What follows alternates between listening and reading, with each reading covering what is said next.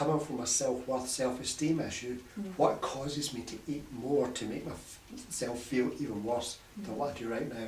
And I know that when I'm eating this food, then I'm going to look even worse in my eyes. Yeah. And what causes me to keep doing this sabotage behaviour? Yeah, there's that word, isn't it? Sabotage, And for me, we have to have something to suppress how we feel. Always, always, always. And almost everyone's addicted to something or other, whether it be busyness, drama, noise, sex, work, food, drugs, pharmaceutical drugs. There's very few people who don't have any addictions. Coffee, whatever it is. And this is who we are. And we've all got our own threshold for dealing with things in life. And when that threshold is full, something's going to break. And for us, we have to suppress those feelings that are coming up.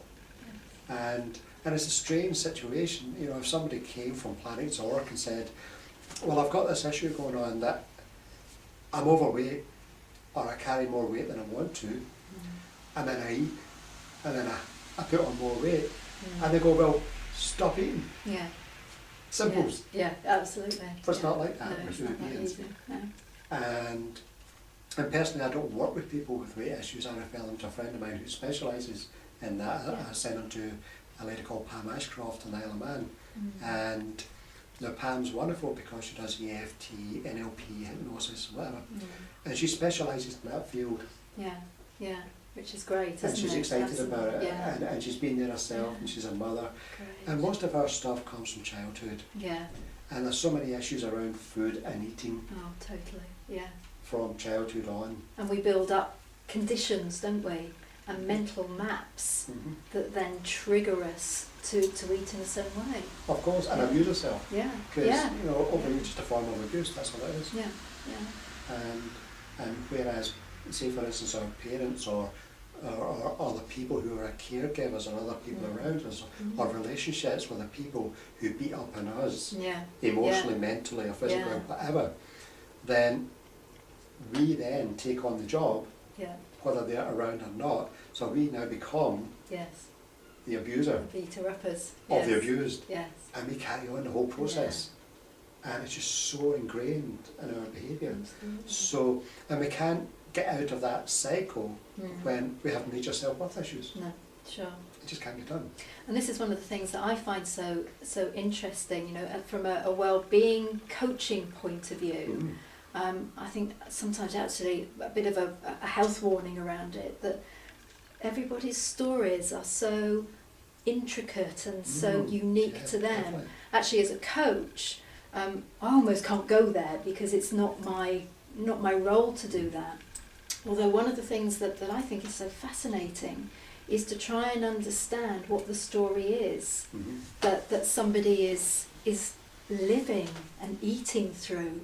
Because when you can understand that story and what the conditioning is, almost like a hilltop that you sat on, you know, what's happened in your life to formulate that hilltop on which you experience the world, through which you see and experience food. When you understand that, it's almost like you start unravelling some things. And I think when you understand, you're sort of halfway to healing it. It's not complete, although you're on the way, aren't you? Sure. Yeah. Yes, and this understanding is key, because once we start unravelling this and finding some way to unravel it and get underneath what's going on, because most of these issues are in the subconscious mind.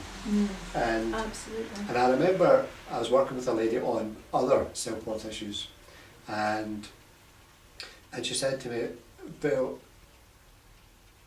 it's not what we're working on, and I know you don't specialise in weight loss and all these sort of things, but it's part of my self-worth issue, whereas my husband's really slim, he's trim, he plays golf, he plays tennis, he does this, he does that, and his words were, well, you weren't like that when I married you.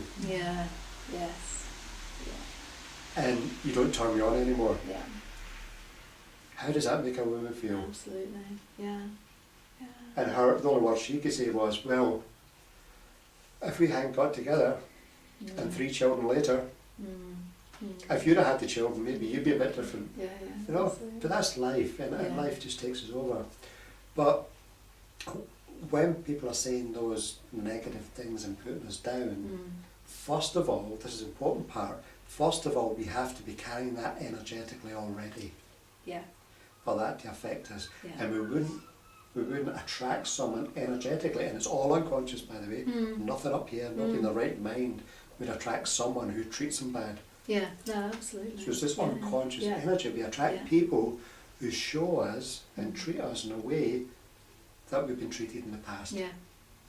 And re-trigger all of this. Because the body's always trying to heal this stuff from the past. Yeah. So it's about recognising, as you say, taking these layers away and finding what's going on before. It's like an onion, isn't it? Oh, totally. You know, we have this really crusty outside, and the more you peel away those layers, the more you get to that beautiful core of who you are, rather than what we've built up to protect us. Yeah, totally. Yeah. So your advice is, start peeling away some of those layers with someone's help, just to try and understand more. Of course. Yeah. As you say, it is for protection. Yeah, totally. And it's also keeping someone away. Yeah. Or keeping herself in. Yeah. Or not being seen. We can hide behind a lot of layers. And I know, for instance, I spent a long time wearing black. Right. I hide behind black. Whereas other people, they feel more expressive if they wear black. Yeah. And other people hide behind certain clothes, we hide behind things all the time. Yes. Because we don't want to feel vulnerable. And we were talking about this before. We don't want to feel exposed. No. Because that's not a safe place for us at some level. No, absolutely. Yeah. And so we put on this covering, these layers, don't we, just to make sure that the inner core of that onion isn't exposed. Of course. Yeah. And sometimes in extreme cases there is abuse back in the background. So at some subconscious level it's safer to keep piling the weight on because no man's ever going to find you attractive. Yeah. And that's just one tiny part, but there's many. Yeah, of course. Absolutely. And that sabotage is a protection mechanism to keep us safe. Yeah, absolutely. So obviously it's looking at all of this, what's underneath. Absolutely. And I think when you can uncover what's there, you can start doing that unravelling again, can't you? Yeah. Another way that can work really beautifully when you try and unravel the past is also to work in the present and to acknowledge that actually I have a self-esteem or a self-respect issue that's part of my little hilltop that I'm sitting on. And once you acknowledge, with some courage, that actually that's an issue, you can then start building a better relationship with yourself. Put food aside for a minute, because actually that's just a mechanism for maybe making you feel better or worse. So leave that aside. Let's focus on you, because the more you can really focus on building a relationship with yourself primarily, building up a sense of respect, then actually the food issue or the comfort that it gives you or the pain that it gives you becomes less of an issue. You change the energy completely. Yeah, which is fantastic. Yeah. Because then that sends out that softer energy. Exactly. So we don't have that resistance all the time. There's a lovely image, I think I probably picked up somewhere from Facebook and adapted it, and it's a picture of a flower with lots of little petals. And in the centre of the flower you write, I respect myself for being beautiful, having lovely eyes, for being kind, for having compassion. And each little petal is a phrase that offers something that you respect, either being, doing or having about yourself. And it might be, I don't like my body, although I like my eyes. Or I don't like my eyes, I love the fact that actually I'm really kind and compassionate and I really reach out to people.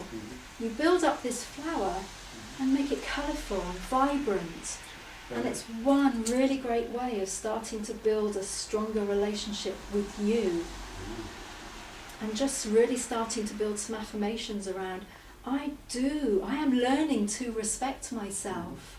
Even just by doing the flower, I'm learning to respect the qualities about me. it becomes less about food and more about you as a person. Yeah. Yeah. Fantastic. And that's a great visual, Yeah. Karen. Yeah. And if you find a problem saying the I am and the affirmation and all sort of stuff, Yeah. put a question before it. Put Yeah. a what if before it. Yes, that's There's lovely. no resistance in a question. Yeah. Yeah. And the subconscious mind hears the question, has to find a solution. Yeah. It has to find the answer. Yeah. So if we can change our affirmations and put a what if before it, Great. or why is it, Yes. or you know, why is it that I feel a little bit softer around what's going on? Why is it? What if I could be gentler to myself? Yes. Yes. Isn't that lovely? What if I could find yeah. a way? Yeah. What if I could be open to the possibilities Yeah. of loving myself just a little bit more, Fantastic. no matter how I look? Yeah. What if I could find some role models of people who are not in this perceived society's closet that says you should be this size or that way and Yeah. look this way? Yeah. What if? Yeah. You know, the what ifs and the whys and the questions are beautiful soft Very words. powerful, aren't they? Oh, they're massive. Yeah. Yeah. Yeah. And energetically working through the subconscious mind. Yeah. And it's beautiful practical solutions to help people soften what's going on.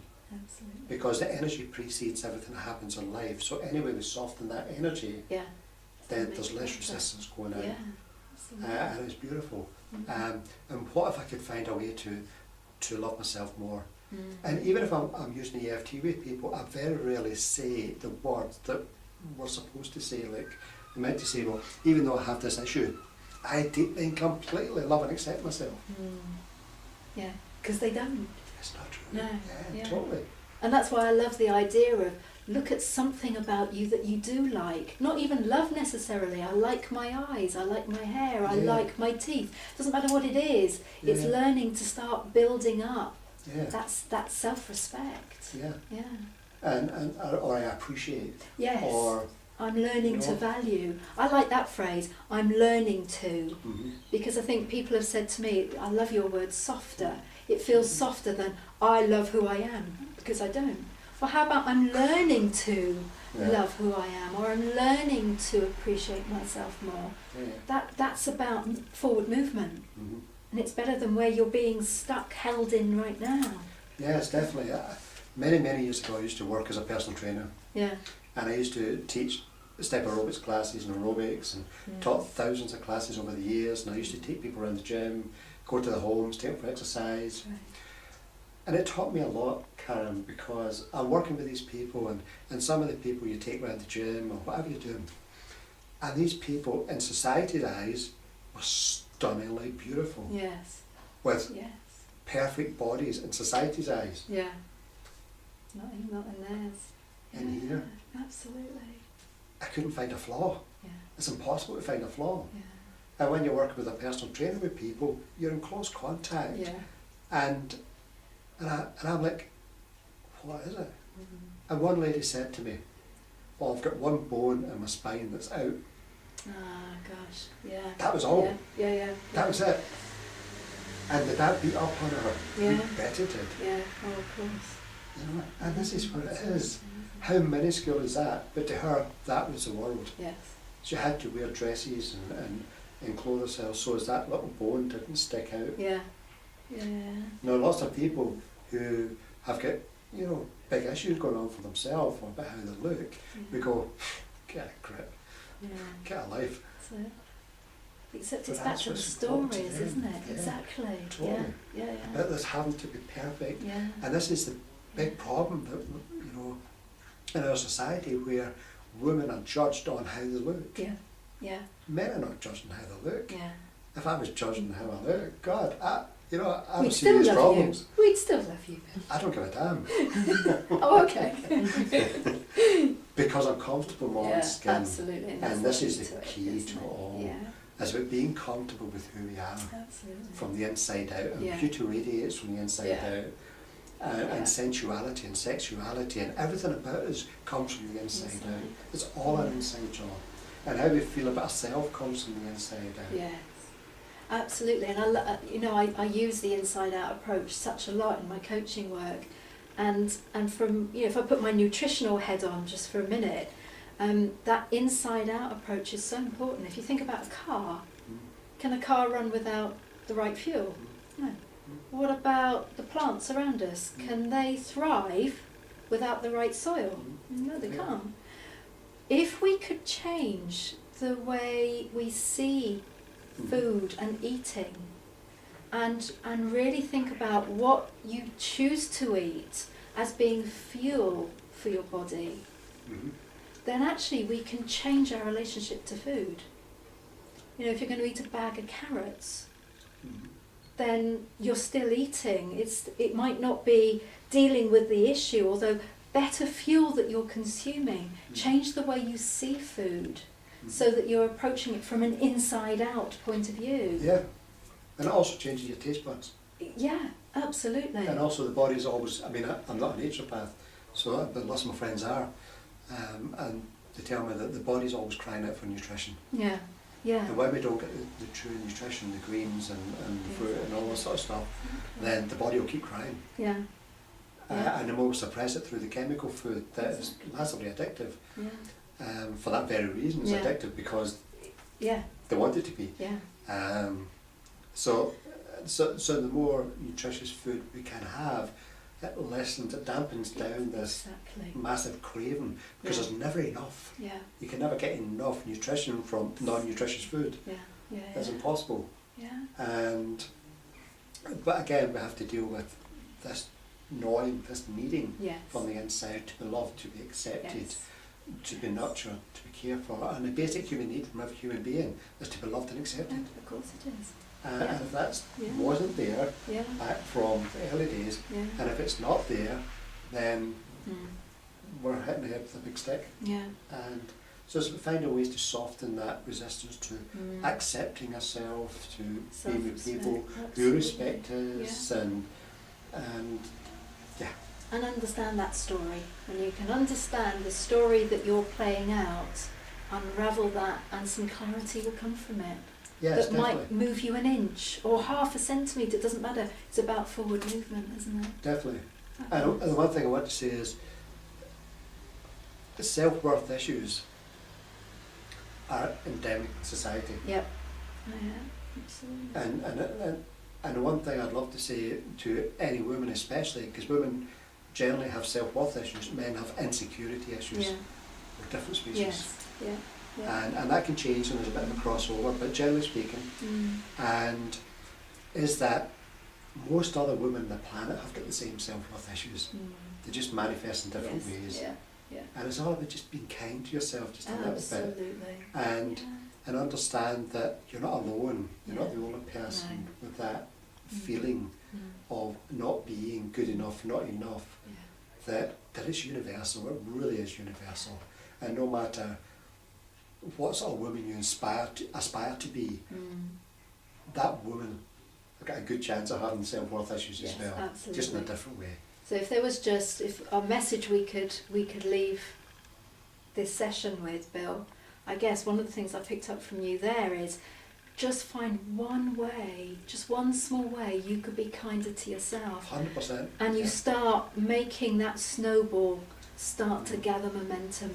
So one small step in finding kindness for yourself, and you're on a really good healing path. Yeah, definitely. Brilliant. And then attracting more kind people and more nice people. And it becomes self-perpetuating, doesn't it? Yeah. Fabulous. Great. Well, thank you for that, Bill. Karen. You're welcome. Absolute pleasure. Great conversation to have, and let's hope it's touched somebody's heart out there somewhere. Yeah, definitely. Absolutely. Because we're all valuable human beings. Totally. We've all got something great to offer the world. Just finding out what that is. Yeah. Brilliant. Great. Thank you very much. Thank you. Thank you.